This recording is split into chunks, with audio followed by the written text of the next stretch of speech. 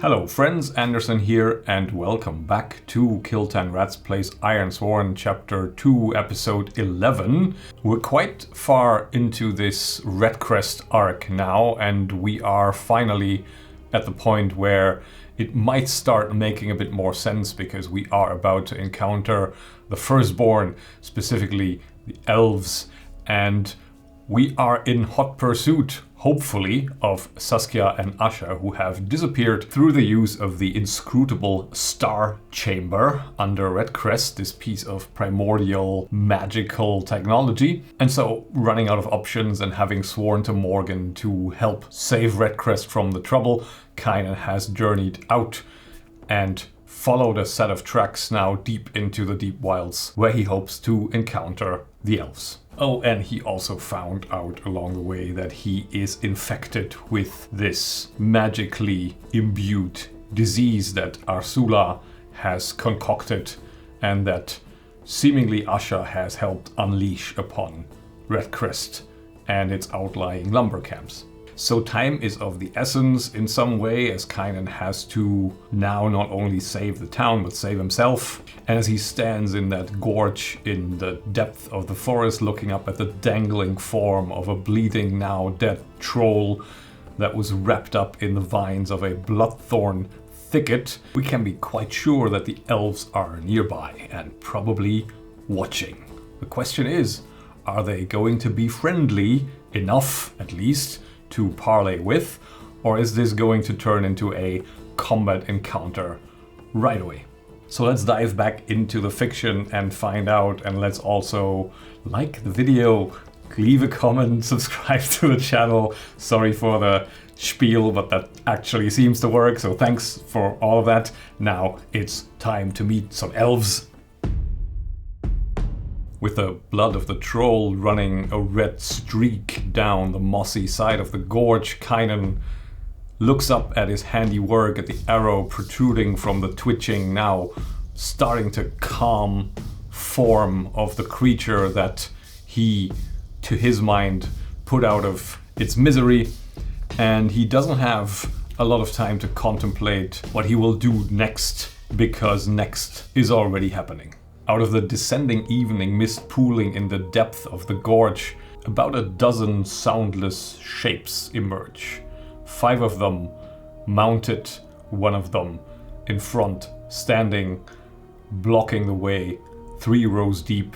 And as Kynan looks up to see them, they are clearly a bit too close for his comfort, too close for him to even consider reaching for his bow, because when they want to, they can be very, very silent. The indistinct shapes in the gloom all wear wooden masks with intricate individual swirling designs carved into them, their forms concealed under cloaks, their hoods up, almost every inch of them covered up in some piece of fabric, each of them wearing many differently styled layers of clothing, and each of them bearing a spear and the traditional curved bow that the elves are infamous for. So I think that's where Kynan runs into them, because he's followed the track. The dice have told us that he's about to find them at the end of the last episode, and I think it's about time. However, one thing I'd like to do now that we have established all this, found them, completed the journey there, I would finally like to reach a milestone on both of our vows that we have sworn and that are currently running parallel, and that we hope we can both resolve, but that will likely intersect where you have to choose one, because we have the problem that we have sworn to find Asha and keep her safe, and at the same time Asha is behind the trouble at Redcrest, so there is a decent chance this is not gonna play out very well for, well, Asha at least, or Kynan. Probably Kynan. So let's mark 2 progress on both of our vows, because finding the elves is instrumental in both of them, and they are also both dangerous vows, so they merit 2 progress on reaching a milestone. And I think now it's time to have a friendly conversation. Well, according to the Firstborn section in the Ironsworn rulebook, elves have sonorous voices and large luminous eyes. So I'll do my very best, not on the luminous eyes, but on the sonorous voice part.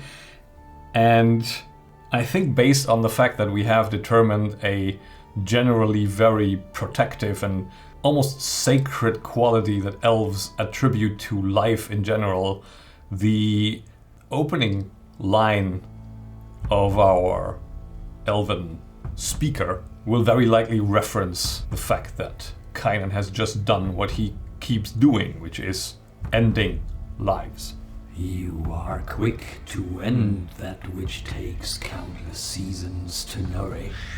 And Kynan stares up at the troll and back at the elf. I hasten the deed, but make no mistake, your pet bush killed it, not me.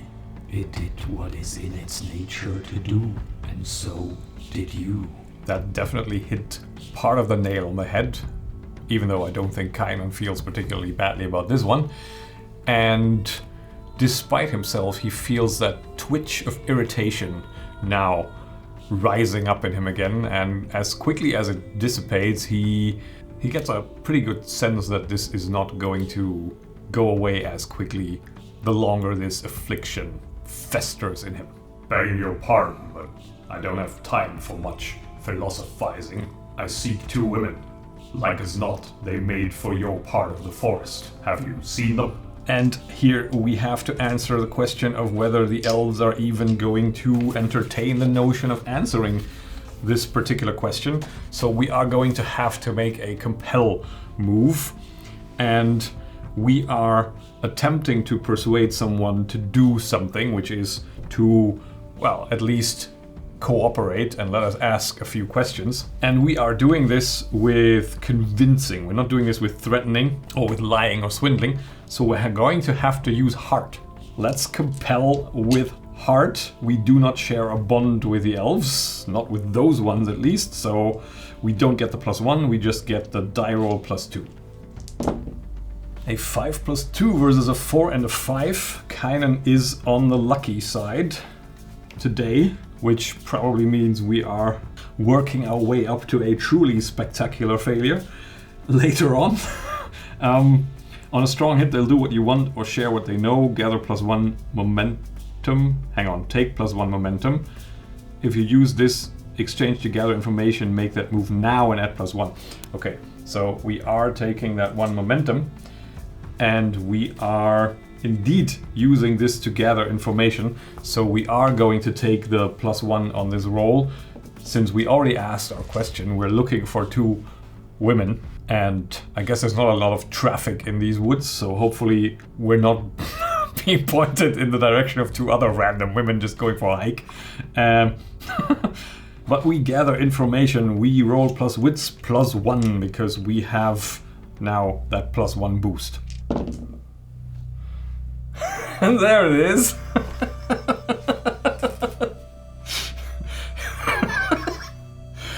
Sure, lay it on me. Great. What could this mean now?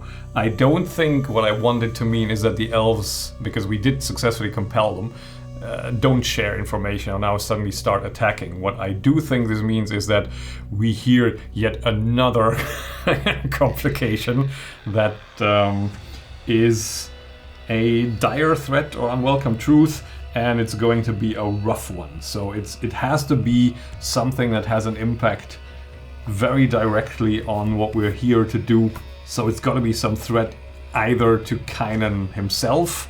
So maybe the elf is like Dr. House-ing him and seeing that he's afflicted and now telling him, oh, by the way, about like 2 hours from now you're going to turn into Ragey McZombie face. Or more likely, I think it's something that affects Asha or Arsula, or both of them. How do I want to play this? Do I want to ask the Oracle? Do I want to do a plot twist again? Let me have a look at the list of the potential plot twists, how comparatively clear they are. Yeah, they're not exactly what I'm looking for right now because we already have the pieces in play, so I think I'm more looking for a action and theme Oracle prompt. 01 scheme. Somebody's scheming. I have a suspect in mind, but maybe it's Asha as well. Scheming to what theme? 57 blood. Scheme blood. That almost has to be something Arsula does, and well, let me consult the wants and the goals. Asha has the goal to restore a relationship with Arsula, and Arsula has a relationship building aspect in his portfolio here. But we don't really have explored to what end Arsula is wanting to reconnect with his, well, very human daughter, considering how much Arsula loathes humans. Maybe that's the scheme all along, that Asha is not getting the warm-hearted reunion that she is maybe hoping for, but she will fulfill her role in the scheme, which is... I'm going over the blood part into like the blood relation between the two, but I'm also thinking of like, is there maybe a blood magical aspect? And since the other goal of Arsula that he currently has is not necessarily to...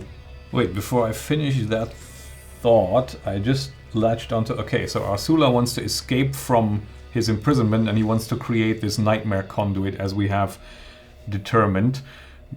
Maybe that creation of the nightmare conduit needs a bit of a price to pay, or is it the escape that requires something from him? Because the special aspect, sort of, since Saskia is now tagging along, the blood relationship needs to have some weight here.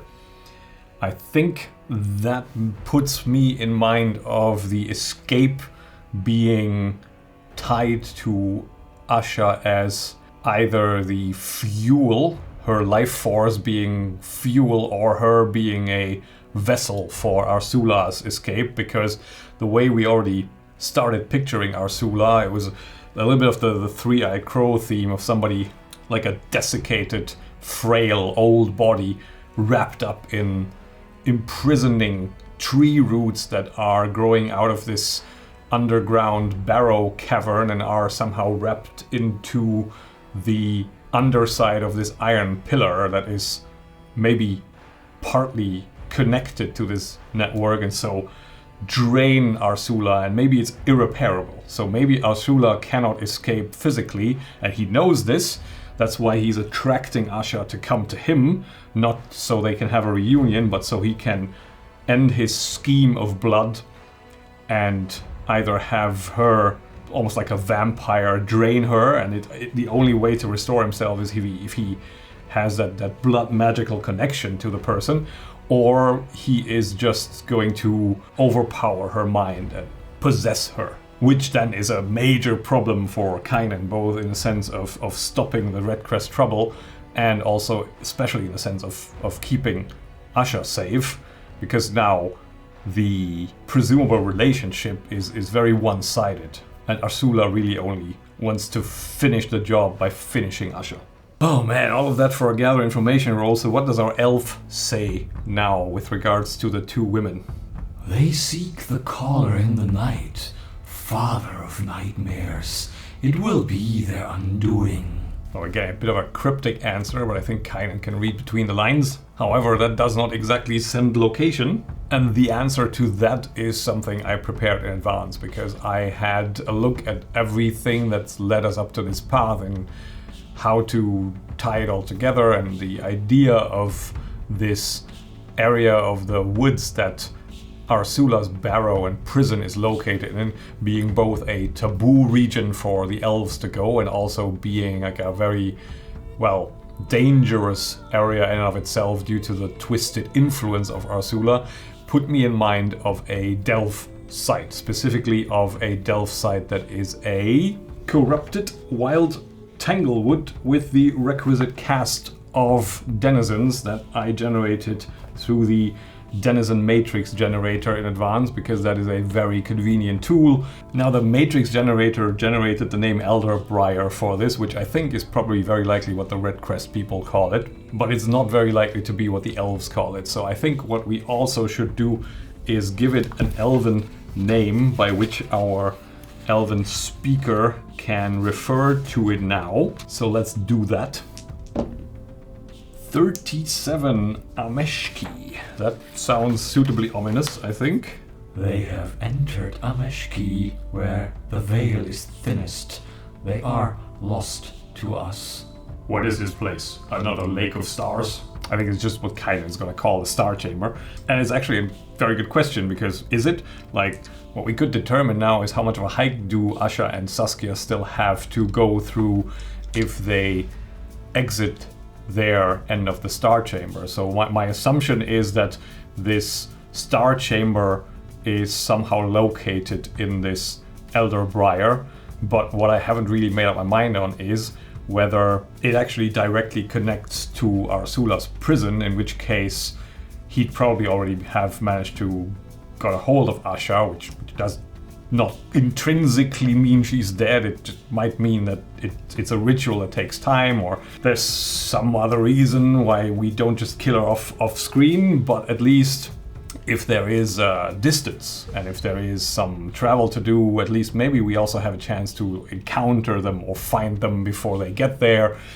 I don't know, actually. Is it likely that the Star Chamber is connected to this barrow pillar construct? It's not unlikely. They're definitely connected, those pillars and these primordial elder people. I think 50-50 is fair. So 51 plus the Star Chamber pool of stars exits somewhere in a deeper layer of that barrow complex under the pillar, and 50 and below it's somewhere off in a different area of this Elder Briar, of this Ameshki. 40. Okay, so it looks like they're falling right into Arsula's lap. That's unfortunate. It is as you say.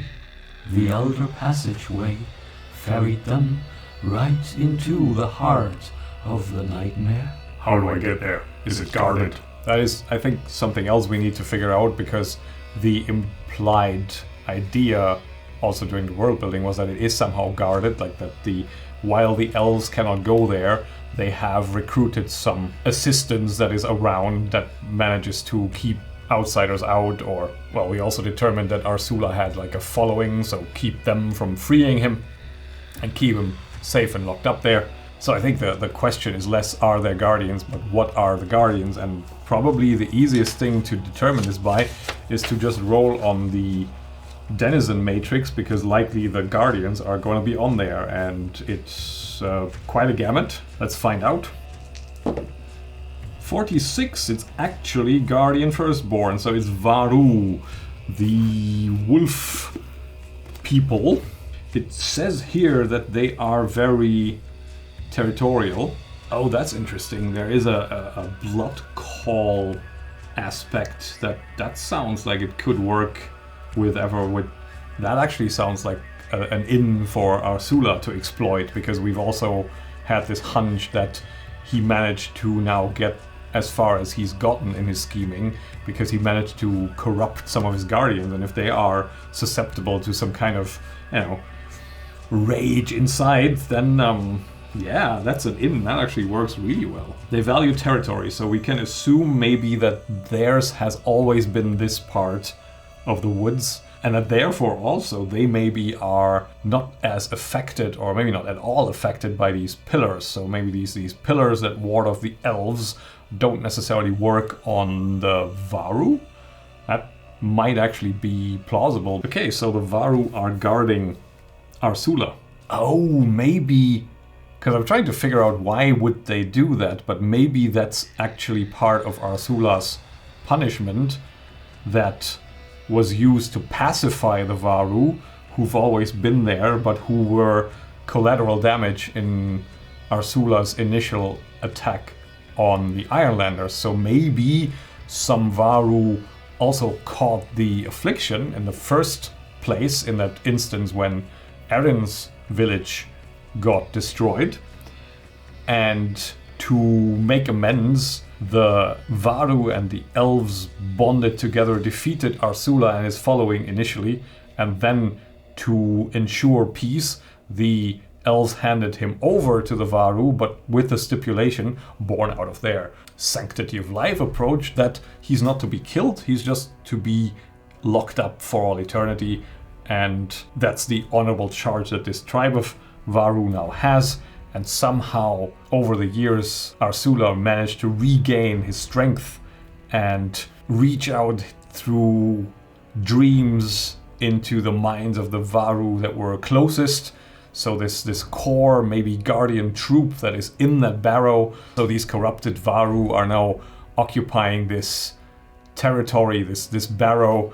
The still uncorrupted Varu are out in the woods and trying to deal with this situation. Like, maybe the elves aren't fully aware of the scope of the situation either, because the Varu aren't being open with them. They may have informed them, hey, these two women have trespassed, but we're dealing with it. But they're not sharing that they are actually in the hands of loyalists to Arsula. So that could be the part that our elven speaker here, that they don't even know. Interesting. So the Varu are protecting. Let's give the Varu a name, actually. I'm gonna roll on the Varu naming table. 25 is Ratka, and I'm gonna call the Varu tribe that is protecting this area the Get of Ratka, as a little homage to Werewolf the Apocalypse. Now, do the elves suspect nothing? Do they see Kynan as a chance to maybe introduce a wild card into this situation? Are they going to risk letting him go in there? I think that warrants another compel roll just to see how the elf is now going to react, whether they are immediately sharing who the guardians are and how to get there, as Kynan demanded, or whether they want something in return on a weak hit, whether they want some assurances. So let's make another compel move. Oh, Kynan's doing good on the compel, on the social interactions today. He's like turning into a social butterfly here all of a sudden. So that puts us at a +1 momentum again. And it also puts us in a position where we can assume that we are allowed and even maybe expected and wanted to go in there. The Get of Ratka hold the Ameshki as is their right since the days when dreams were young. You are free to enter. We shall escort you to their territory's edge, but no further. And then what, actually? Does Kynan have any kind of hall pass for this? Does the elf maybe, like, would the elves account for that? Because the likelihood that Kynan just goes in there and then is torn to pieces by a pack of angry wolf people, even if he doesn't fall into a pack of theirs that is corrupted or under the sway of Arsula, is pretty high. So maybe the elf has like it's dangerous to go alone, take this moment, and hands him a charm, like a Varu constructed charm that is maybe like a tag for an ambassador in the rare instance where they have to go in there and communicate. So Kynan flinches a little as the elf all of a sudden makes a few unlikely rapid movements, and almost quick enough to blink, just stands in front of him and holds out this charm to him. Take this. And Kynan presumably knows what this is, so he acknowledges it and hangs it around his neck. There's like some bones in there and some feathers and a few woven pieces of like strands of leaves and things. And so I think we can assume that they are walking him down the gorge away from their territory, the other direction, the one that he descended and didn't go into.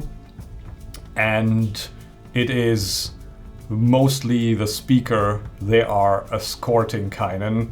Not that they're having much of a chat, but they're walking side by side.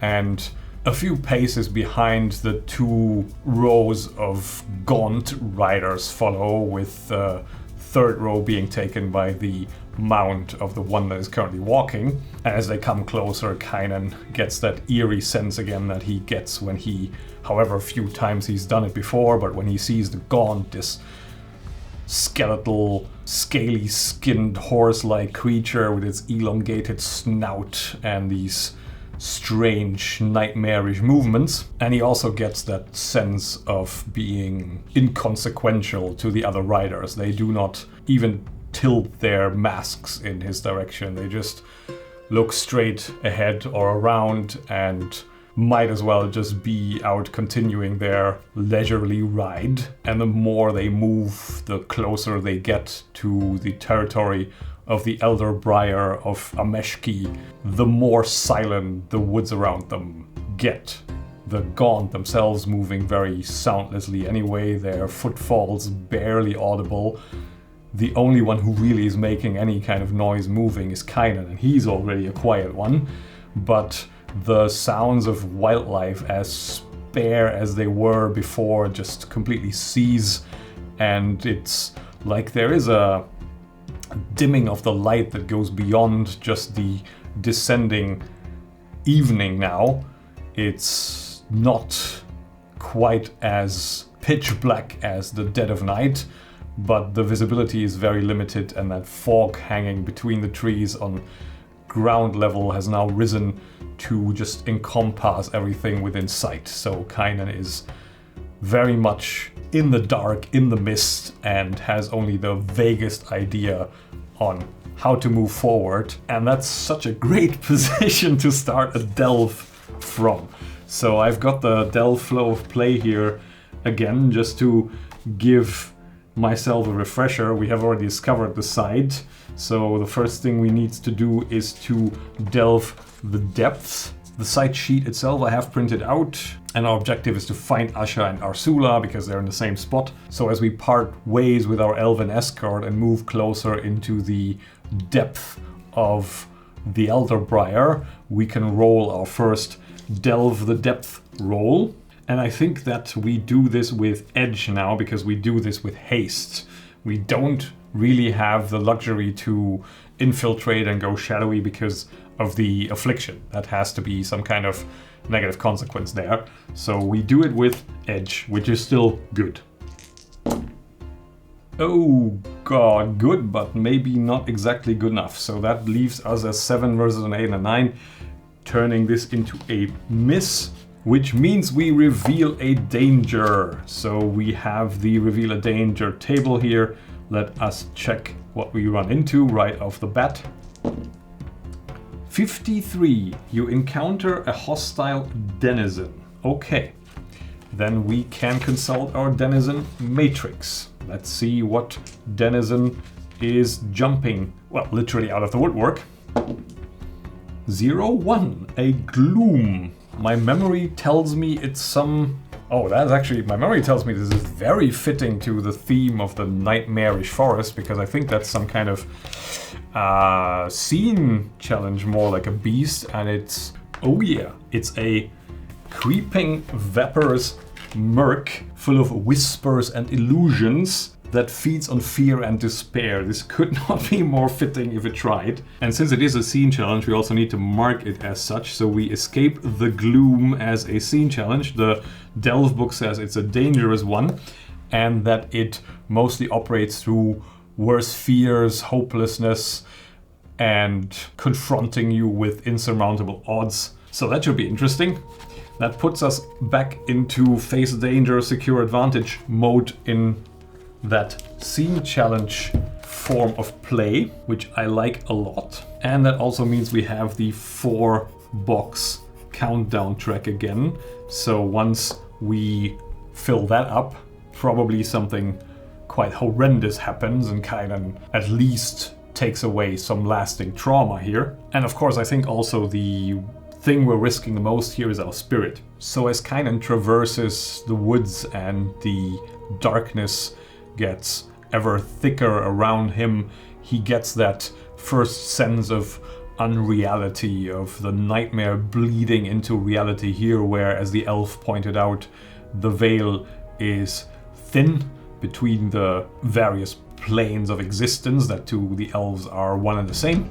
So they don't distinct between dream reality and actual reality and potential happenings and actual happenings as humans think of them. And Kynan takes a torch out of his pack and strikes a spark against it to light it up, and it does light up briefly, but it's like a hand closes around it and puts it out again. The flame dies down, the light is very weak and subdued, even though Kynan holds the torch very close. He stares at it and frowns, strikes it again, and faces danger.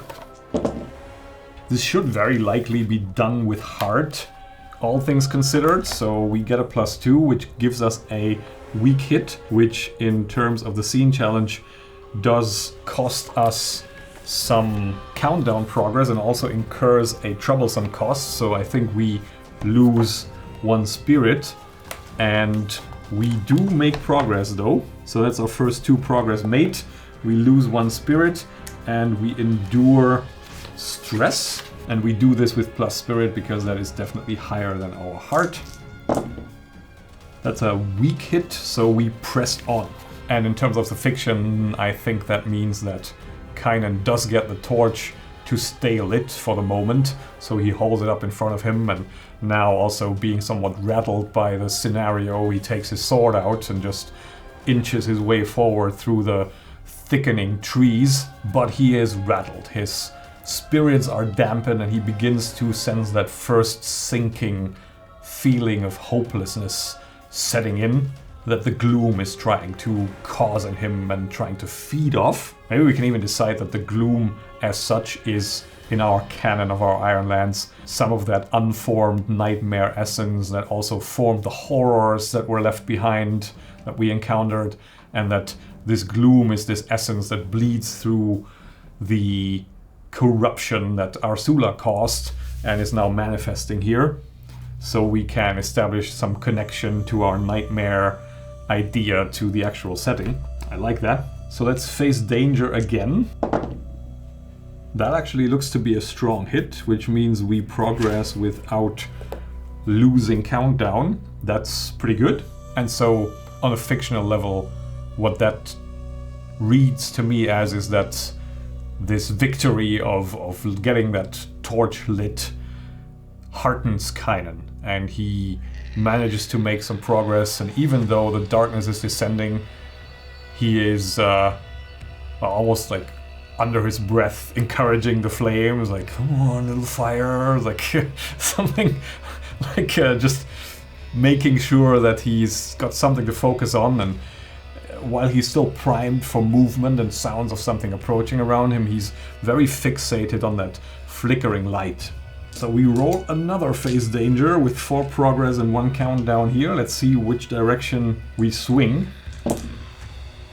Another weak hit gives us some more progress and some more countdown loss. And another hit in the spirit department, so we can endure stress again. Okay, we actually strong hit the endurance of the stress, which means we can sacrifice our momentum to get the spirit back. I think I want to do that because our momentum is quite high and our spirit is getting a bit low. So as Kynan presses forward slowly, focused on the flame, he starts hearing Siora's voice. And he realizes it's a memory, but it brings back the sensation of that time, of that period, however many months, almost years ago. Kynan, come with me, quick. Calidus has called a meeting. I think he's about to make a move against Morgan. And Kynan puts himself back into that moment when everything changed for him and his band, and his memory brings back that connection of everything that went wrong, born out of that usurpation of Calidus and the expulsion of Morgan and the eventual death of Siora and the guilt that he carries and the haunting that is with him due to this. So it saps his spirit quite significantly. Let's make another move. Ooh, 0, 9, and 5. That is a miss, which incurs the countdown setback, which, is not looking good. And also we have to pay the price. I think we're likely going to suffer 2 spirit loss in accordance with the dangerous nature of the scene challenge. And what I think it means is that now the darkness is so complete and so all engulfing that the torch finally goes out again, and Kynan stares at that little last waft of smoke going up, the same time rattling through the fragments of voices from that meeting of his old band where he hears Finner crying out in a way of like, what has Morgan ever done for us?